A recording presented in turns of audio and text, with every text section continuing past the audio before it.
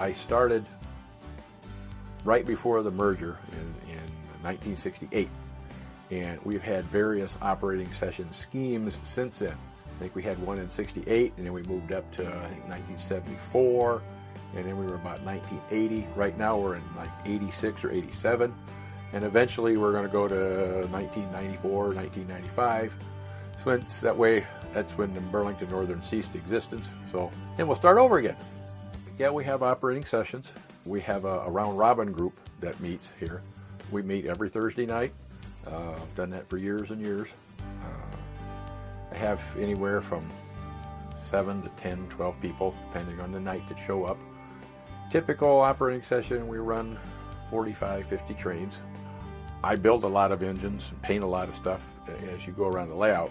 Probably a third of the cars on here I've painted. Most of the engines I've painted over the years. The control system we have is something that one time in Model Railroader they had an article, and we built 4 of those about 20 years ago already, and I built 4 more here the last couple years. So, and they work nice. The geographic part of the layout right now is really from Lincoln to Billings with the old CB&Q, and then from the Billings on down to Seattle was old Northern Pacific and Great Northern. And when we were in our 1968 mode, that's how we operated. Those units would interchange up there in the Billings yard up here and go back toward Lincoln, where the other stuff would run back and forth between one of my hidden yards, which was Minneapolis, and the West Coast. Physically, the layout is a complete double deck all the way around the layout. There are actually 3 or 4 other levels that you don't see that allow me to get trains in and off the layout as an interchange. But just basically, 1x4 construction, cantilever brought off the walls. The reason that the various sections are the heights they are is the very first section I built goes over the top of my washer and dryer, and that kind of set the tone for everything.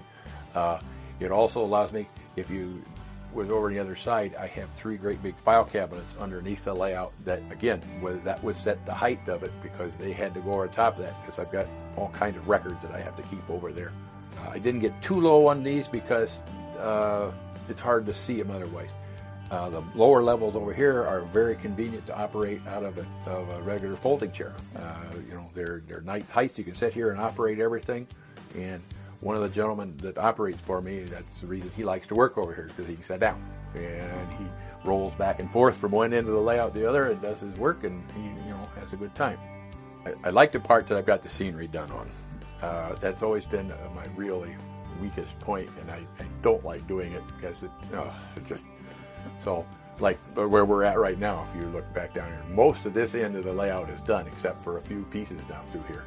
And there's a big long area over on the other side that's probably 70 feet long that I've gotten done. And when you run the trains down the hills over there, they look real nice.